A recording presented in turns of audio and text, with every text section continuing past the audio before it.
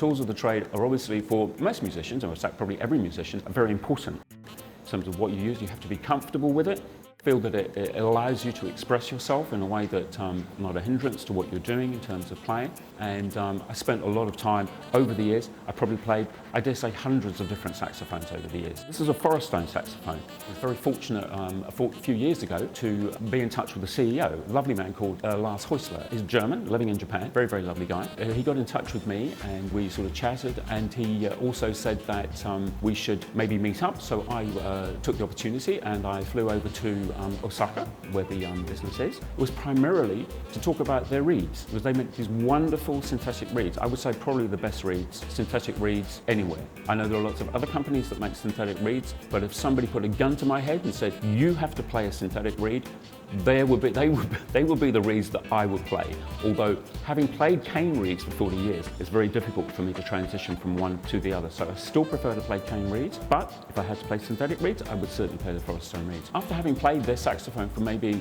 half an hour, I was very, very much taken with it. It was really excellent. The background to the saxophones in the terms of their production, I know a little about. I don't know as much as I should do perhaps, but I certainly know that they're cryogenically treated before the production process starts, and then they're actually put together by a master repair technician from Japan. His name is Atsushi Watanabe. So I very much enjoyed playing those, and I took the saxophone back to New Zealand with me. So I then found out that they were making unlacquered saxophones, and I was very, very keen on an unlacquered saxophone. So this went over to me, and I absolutely. And here it is right now. This is the saxophone.